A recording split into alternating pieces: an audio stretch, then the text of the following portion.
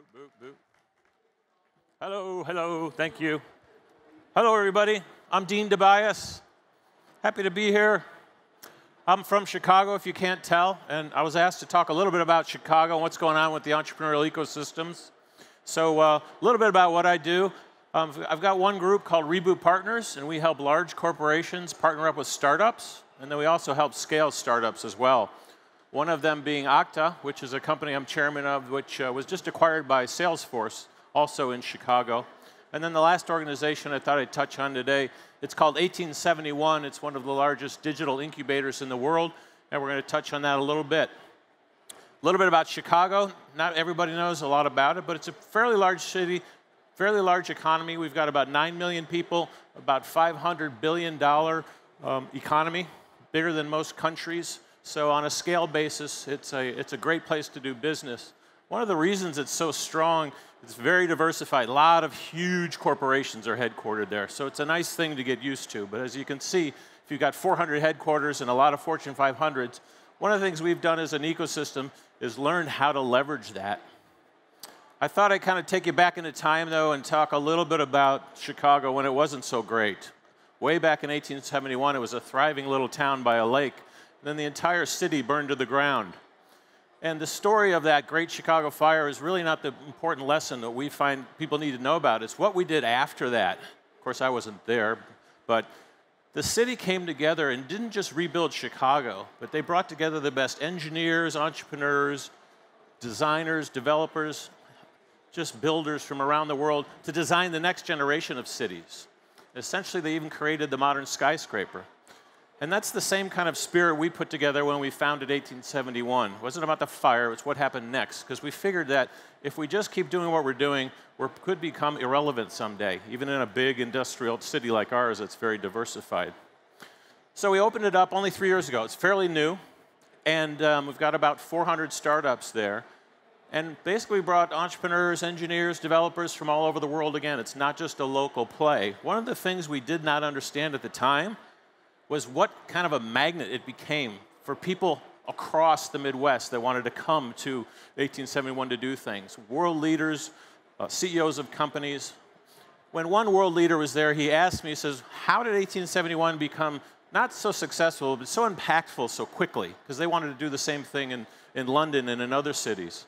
And I said, one key term that I want to teach you guys today, I said, we have a lot of non-entrepreneurs. It's not just about a bunch of startup guys. You need some people that really aren't doing the entrepreneurial work to make it a sustainable movement, not just a short movement. So I got a little chalk and went up to the chalkboard and says, there's 4 types that I like in the non-entrepreneur category. We call them spotters, planners, builders, and most importantly, the sustainers. Many of you in the room are sustainers. So I thought I'd kind of talk about each one and let you know how they work. So the spotters are the ones that kind of spot the problem, right? It's like, hey, we've got a problem here. And in Detroit, it was a pretty obvious thing when their economy was crumbling, what they needed to do to rebuild their economy. So they focused on startups and some other things. In Chicago, not so much. We were fat, dumb, and happy. We had a great economy, things were going well.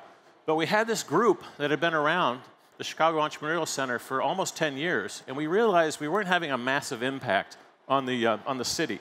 So one thing that we decided to do, the spotting part, was let's actually open up an incubator, a physical space, and let's just focus on digital only. Let's just do that and see what happens. It was a big risk, and it seemed to work for us. Second role is planners. It's not as obvious as it seems. Every city, every country, whether it's Helsinki or Houston, Texas, has a different type of style. So those of you who've ever been to NASA, years ago, we cut back the program, laid off thousands of workers. So the smart thing for NASA to do was they got a local incubator to co-load itself in the Johnson Space Center so entrepreneurs could go there and develop new products and services using the technology from our best space labs in the world. And some cool companies have been developed out of that. It was just a kickstart to get things going, of course. Builders, I probably don't have to tell this crowd what builders are. These actually are the entrepreneurs. And Chicago is a very welcoming city. It's a global kind of gateway into the States. This is Stan. Stan moved his company from Russia to Chicago to start because he couldn't get a supportive ecosystem in the city where he lived. And he's doing quite well. So let's get to the last category, sustainers. These are ones I really want to encourage some of you in the audience to get involved in. So there's 3 that I love. One is mentors. Mentors do anything and everything for entrepreneurs. Sometimes they call us psychologists. So in our ecosystem in Chicago, we've really taken it to the next level. We've done about 10,000 hours of mentoring. Don't ask me how we count that. And we've built up a fairly large community of different groups that are actually in the physical space, like 12 VCs, 8 universities, many dozens, quite frankly, of global corporations that sponsor and help and keep it thriving.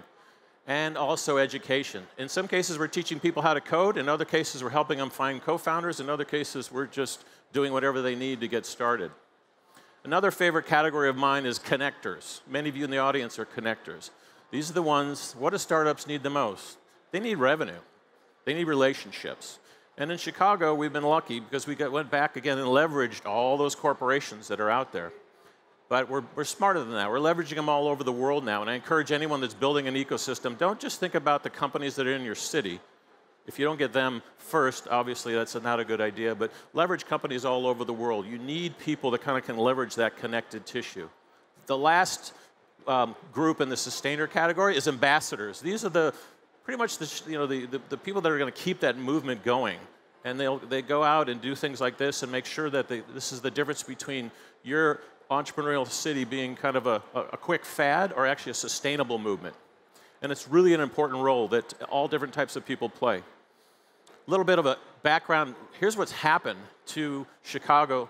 While we were opening 1871 3 years ago, there was a few incubators. Now there's over 50 co-working spaces, incubators, all that type of stuff. You need to grow at that, so we've expanded it and really realized how much it's kind of rippled through the economy and rippled through becoming a bigger piece of job growth, fundraising, and Chicago now has moved to a city that a lot of VCs flew over to a city where they actually come and invest now, very much like Helsinki.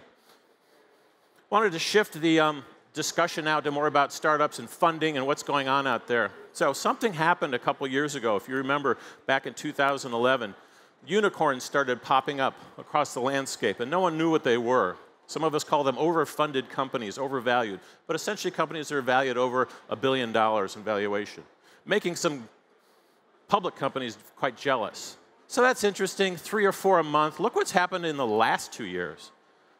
Crazy out of control growth of unicorns, high valuation companies. And there's a little discussion there about the haves and the have-nots. One analyst kind of put one of these toilet paper rolls up on his blog the other day and says, this is kind of what's going on out there. They're just giving away money. But there's basically 143 unicorns. But look at what has happened in Q3. We've gone from a couple unicorns popping up a month to essentially every 4 days or so, you've got a new one popping up in the landscape. So that's good, and it's bad news for certain companies. For entrepreneurs, what I've noticed is there's a lot of kind of wannabes and copycat things going out there. When I travel the world, people say, I want to be the Uber of this. I want to be the the Keurig of that. I want to essentially be the Airbnb model of this. And that's all great, because they're trying to kind of copy and mimic the sharing economy and the on-demand economy. If you look up here in the slide, technically, if you're living in the right city, I can order some marijuana, have it delivered to my house in 10 minutes, and if I time the food delivery just right, it'll kind of work out perfectly.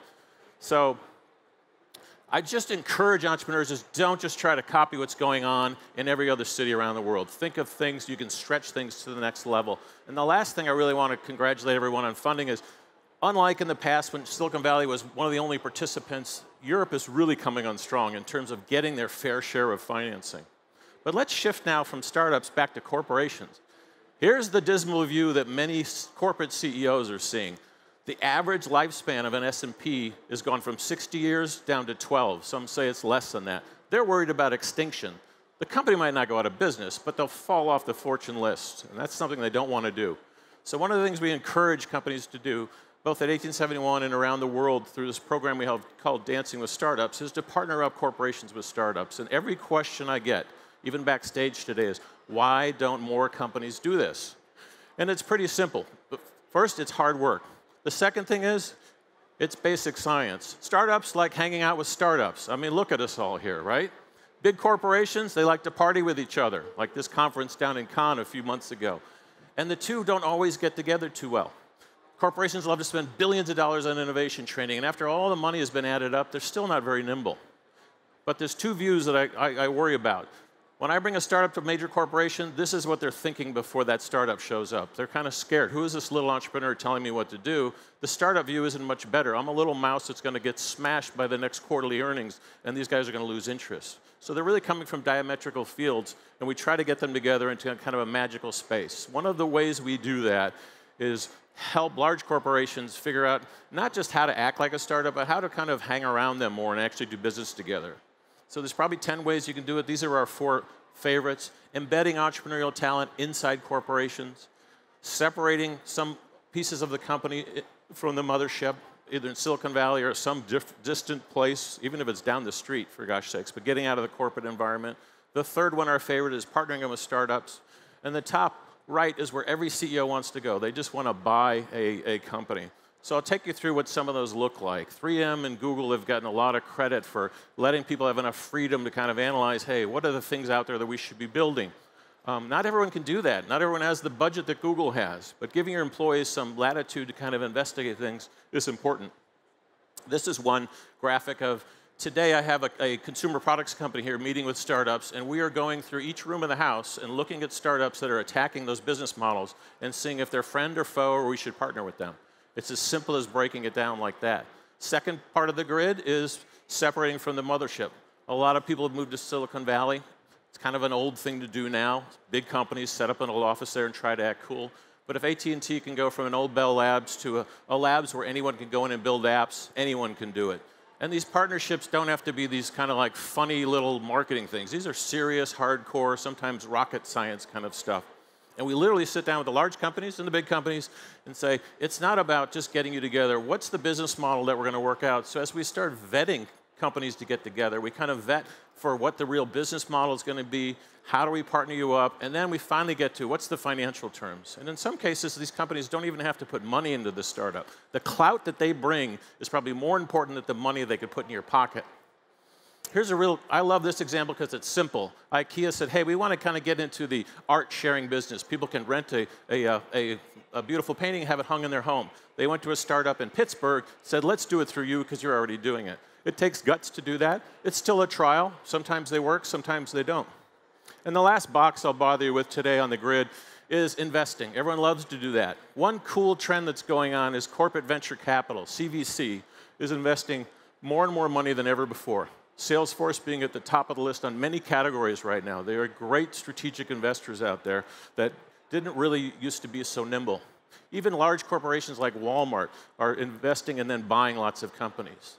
And some people criticize, the approach and how people get there. The interesting case about Walmart is, first they moved out, had an office in Silicon Valley, then they started partnering with startups, and that made them a better acquirer. They finally understood how you need to behave in that ecosystem.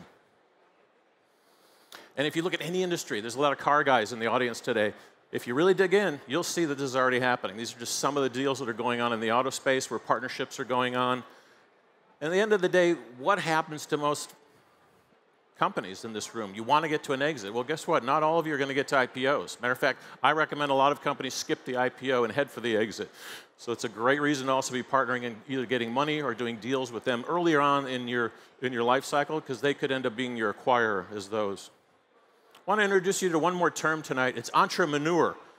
So it's a little different from the previous one. This doesn't always work. A lot of things can go wrong. So back to the 4-square grid. Embedding entrepreneurial talent inside companies doesn't always go well. Some people want to get you fired. Some people don't actually want you there. If you separate and kind of move out to Silicon Valley or hang out with some startups, sometimes they're not well funded or the CFO kind of cuts it. The biggest problem we find in partnerships is the business models are out of sync. So we recommend corporations give startups more money than they wanted and take less equity than they're actually asking for. Make sure it's set up for success. It's not a negotiation. It's a relationship you want to survive. And you all know about acquisitions. A lot of hidden agendas where we bought you for this, but we're actually doing that, and you don't get the value out of it. 2 last slides I'm going to leave you with. Just many of you are kind of figuring out, how do I approach this? So here's what most companies are doing. Some of them I agree with, some of them I don't. A friend of mine likes to call the first phase a petting zoo. They take their board or their executive team out to Silicon Valley. I'm not a big believer in that, but it's a great way to get their awareness. Many people are here today doing the petting zoo phase. Many corporations are walking around in the audience, and that's great. That's cool, it gets them started. Tastings are essentially where you can kind of try something and do it for a day. Projects are more long-term, like it's a 10-week thing. So many of you are involved in Techstars. We run a program where I teach at Kellogg, which is 10 weeks as well, and allows corporations to work with entrepreneurs, or even students in this case, to work on new products, new services. And then the last one is what I just went through, which is if you really want systemic change, either startups or a major corporation, make it a multi-year program that is really part of your overall culture. Here's what most people in the large corporations think. I already have a corporate development group. They buy companies, Dean. Why do I need to even think about this? I go, well, that's not really enough. They say, well, we also have a corporate venture capital group, and they get to dance with startups. I said, yeah, they're really investing in them for strategic or just financial reasons, most of them. So there's 3 other things you should do. Figure out how to go partner with an accelerator or incubator in your hometown or in your industry. Give them money, make it a civic thing. Get your group kind of engaged in that process. You'll meet some good startups. And then 2 other things. Think about partnering with an accelerator, or like Disney, setting up their own. I recommend you actually partner with one at first. And that has a ton of benefits. You get some equity, you actually get some spillover of entrepreneurial talent into your company. And lastly, obviously, partnering with an incubator has a longer-term approach, because you're in there for a couple years. It's not just a short-term program, and you get first dibs on companies, and you start to help kind of transform your culture, even if you've got the other 2. And then the last thing I'll leave you with is just like 1871, where we have these 4 key roles, spotters, planners, builders, and sustainers. I encourage all of you to think about these roles inside your company. Whether you're a startup or not, it's critical.